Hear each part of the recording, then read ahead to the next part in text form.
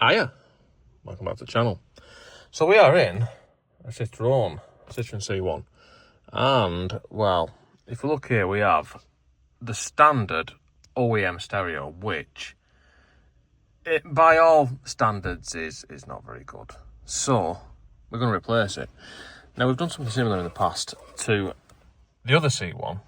A while ago, we fitted a double-din edge unit, and it did take a bit of messing around to fit, and it wasn't the neatest thing in the world because, well, it was just a standard double-din edge unit, 7-inch screen or whatever, and then I had to change this for an adapter, which then fitted that screen into it. The wiring were completely wrong. You had to do a load of wiring, a load of messing about, and then when I was finished with it, the edge unit did stick a little bit too proud, so it was a little bit too close to this, and it was just a bit nasty, so I got rid of it and put a standard edge unit in that. This, on the other hand, well, this is what I'm intending to fit today. So if I look there, it's a much bigger screen, it's a much neater, and it's just one simple unit. So we've got that, which then will plug straight into where that is with some wiring down there. Now, it will do a lot more than what I'm going to do with it. I mean, you can put reversing cameras and all sorts into that, as far as I'm aware. I'm not going to go for any of that. I'm just going to fit it as a stereo with screen mirror and all that kind of... And you know what, let's just fit it and see how it is.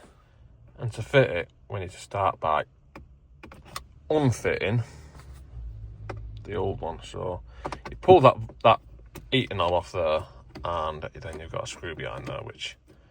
just a Phillips screw behind there, and then now this should be, if I had my trim removal tools it would be easier, but I haven't, so I'll just use my finger.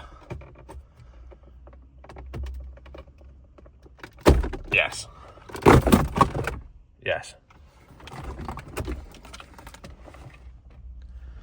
and then you can see we've got standard ISO connectors here which need to be unplugged nice and carefully. Yes, and there's our aerial lead as well. And then, of course, we've got these buttons that also need to be disconnected nice and carefully. And we are going to need these buttons to transfer them across to that there. And then they just, push in.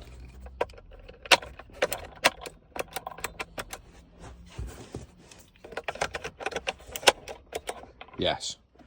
So that's them in, and I've also nicked these off the old one and put those in because you need to swap them over, otherwise it's going to rattle about.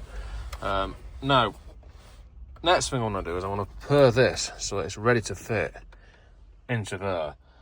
On the other one, on the other screen that I fitted on the other car, I had to cut all this out.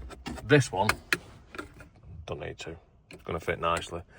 We've got this GPS antenna that wants to be installed somewhere. I am just going to put mine, it's got a sticky back thing on, I'm just going to stick it inside there, I think. I like that. And then we've got this, which needs to go in, that comes with it, that's for the aerial. And then we've got our wiring plug, which makes it into the standard ISO connectors. So now all this should just plug in, and we should be ready just to put it in.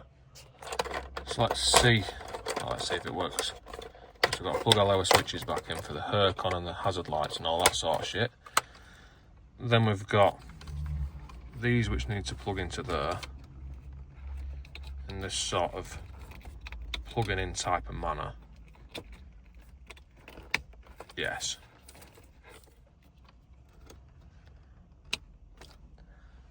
And then we've got the aerial to plug into there, which I'm probably going to have to do off camera because I'm going to have to stretch that as I put that together. Yes. Almost done, but it's all. And now everything's plugged in. It should just be a case of pushing that in there, like so. I mean, we've got to put this back together, but we should be able to see if it works now. Yes. And it does, in fact, just for a day you can do. seem to work. I won't put that on too long because we'll get copyrighted. But yeah, the radio works on it. So let's go home. There is, obviously it does a lot more than that. We can connect it to the phone. It'll do the screen mirroring, all that kind of crap. And, well, you know what? I'm going to try and hotspot it to see what it does. Yes. So, yeah, I mean, that's just going through the internet, hotspotting your phone to it. Obviously, it's going to do a lot more than that. There'll be all sorts of stuff that this will do that I'm not going to go into, because with it being an Android Edge unit, I mean, you can get all different apps. You know, you sign into the Google and all that crap, and you can get all sorts of different apps that aren't on it already. You can add more apps to it if there's something that it doesn't do that you want it to do. So they're pretty versatile. And like I said, I'm not going to too far into that because, well, I'll be here all day. The main thing about this one is that it fits specifically in the car. I mean, it looks like it could be factory fit. It doesn't get in the way of anything. It looks neat. And it's a nice bit of kit. I need to finish putting it back in. Well, finish putting that back together, actually. Yes.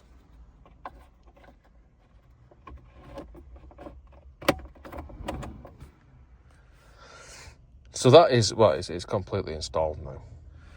And I think that is where I'm going to leave. I'll just have a quick scroll through here so you can see, if you're interested in the apps and shit that it has.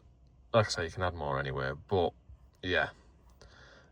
Nice neat Edge unit, that, to be honest with you. So yeah, I think that's it for this one.